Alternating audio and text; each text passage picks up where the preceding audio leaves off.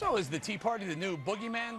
Today, Democratic Senator Chuck Schumer saying the Tea Party is the blame for the stalling economy. It's a Tea Party double-dip recession, Tea Party gridlock, Tea Party economics, extreme Tea Party fringe.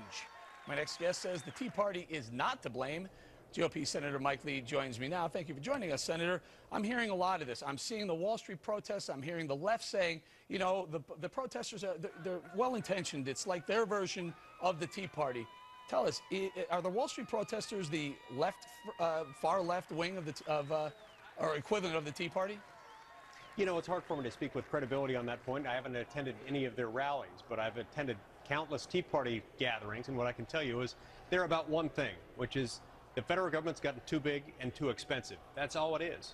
So it's interesting to me to hear people compare the two, but I have no frame of reference because I haven't attended any of those gatherings. And Senator, the gatherings that you've attended, how many people were arrested? Usually hundreds, sometimes thousands, sometimes tens of thousands. Don't know how many were arrested at the Tea Party gatherings that you've attended?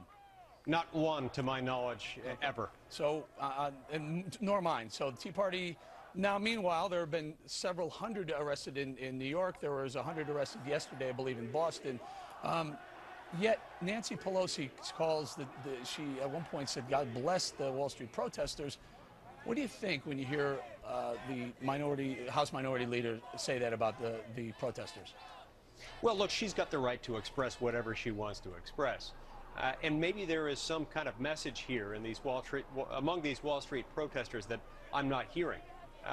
To this point, I'm not aware of what their message is.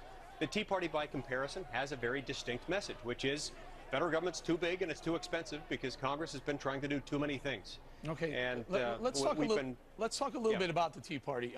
There are some that say it's not grassroots, it's more AstroTurf, funded by a big special interest. Is it?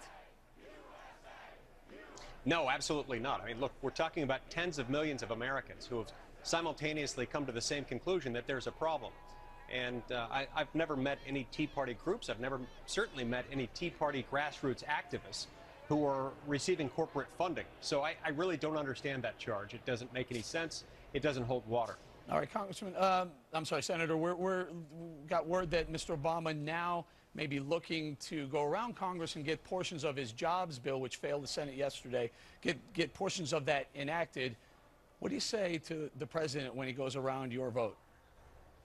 Well, look, if all he's saying is he's going to have it taken piecemeal, I'm fine with that. I'm happy to cast individual votes on individual components of that, even though that's originally not what he asked for. And in fact, he told us this isn't an a la carte menu. If he wants to go about it that way, I'll go about it that way. I don't see a lot in there I can support. If we're talking about corporate tax relief, about the fact that the president has acknowledged twice this year that we should not have the highest corporate tax rate in the world. I completely agree with him.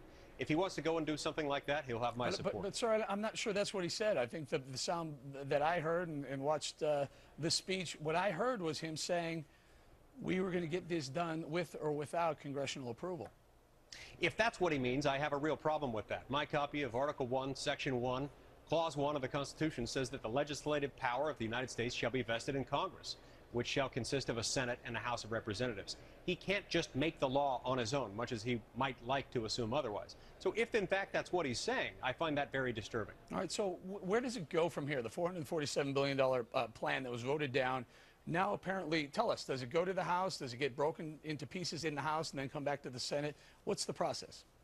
Well, it's being broken into pieces. My understanding is that we're going to have a series of votes on some of those provisions in the Senate, and they may have some in the House as well. But I know that the Democrats in the Senate are planning to offer up pieces of the president's jobs plan in the Senate. We'll see where it goes from there. And are there pieces that you're okay with?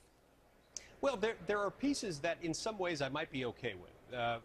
There's a provision that deals with depreciation, with offering depreciation-based incentives for corporations to invest in capital equipment. If something like that's in there, and particularly if we can make it permanent, I could support that. Could you support anything with a tax increase attached to it? Well, no. Look, as the president himself has acknowledged, a down economy is the very worst time to raise taxes, and I don't think anyone is credibly maintaining in this town that we need a tax rate increase. I think we need to lower the top marginal rates and eliminate loopholes. principles. Senator, we're going to have to leave it there. Senator Mike Lee, Republican from Utah. Thank you very much, sir.